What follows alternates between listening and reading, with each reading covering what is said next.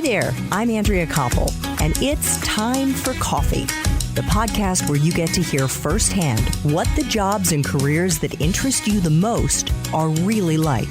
Hey there, Java junkies. Welcome to another K-Cup mini episode of Time for Coffee. By the way, K-Cups come in 3 sizes, single, double, and triple shots, or roughly 1 minute, 5 minutes, or 10 minutes in length. So if you don't have time to throw back an entire caffeinated career conversation, these K-Cup mini episodes of T4C can give you a quick caffeinated fix, whether you're on the go or you only have a few minutes to binge. So grab your mug and take a chug, because it's time for a caffeinated career double shot K-Cup with my guest, Joshua Haynes.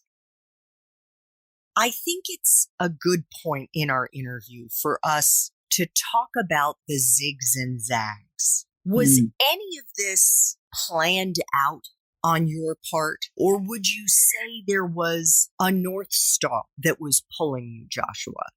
So none of this was planned, nor could I ever imagine that I would be where I am today, back when getting my welfare check at age 9. And it's maybe because I didn't plan it, because I really let the tides take me.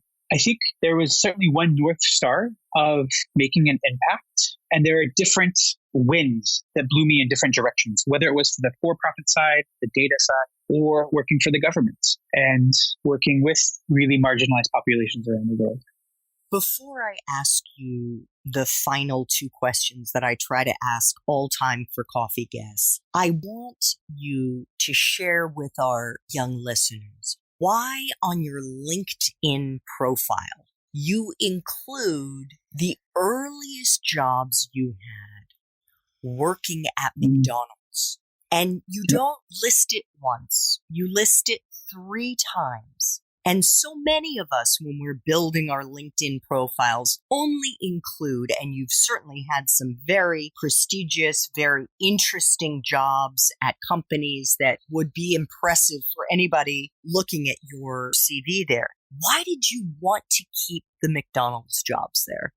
I think it was part of my quest to always be as humble as possible, to realize that I came from someplace and I was given a deck of cards, and I hopefully, when it's all said and done, will have played those cards well. And to show that there's no shame whatsoever in having grown up disenfranchised or poor, or having had to work at McDonald's to be able to pay for basic school supplies. It's actually a badge of honor, because that humility will take you, and I've seen this not just in myself, but in so many people, that humility and that vulnerability that you can show will take you so much further than just having a cookie cutter approach to careers, profession, and progress.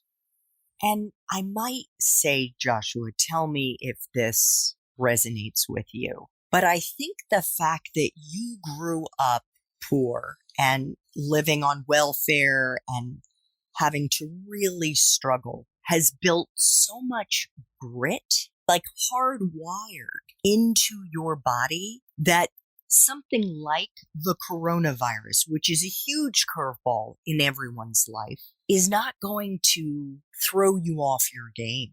That you have so much determination that it has actually kind of prepared you for these challenges. Absolutely. And hearing it come from your mouth makes me want to do even more. So thank you.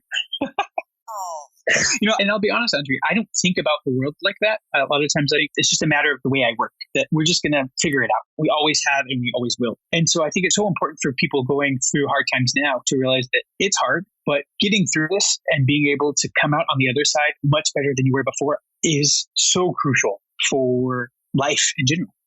Yes. And it's why I wrote about the fact that I'm so grateful I was fired twice in my 40s, because they were gifts for so many reasons, so many reasons, not the least of which the fact that I had to reinvent myself and keep reinventing myself has built so much grit into my system that I see it as I'm just so profoundly grateful that I went through it. And it also pushed me closer to and helped me get to where I am today, which I'm so profoundly grateful for? And I would say something else. Going through really difficult times should not be mutually exclusive from celebrating small victories. So celebrating whether it's the fact that you meditated that day, or the fact that you didn't eat sugar and processed foods, or the fact that you didn't numb yourself with alcohol. These are all victories that you need to celebrate and love yourself for. Absolutely. In our house, we have the happy dance. So if the things we're working on, we were successful for that day, we do a little happy dance after dinner, and that really kind of solidifies it and sets it in.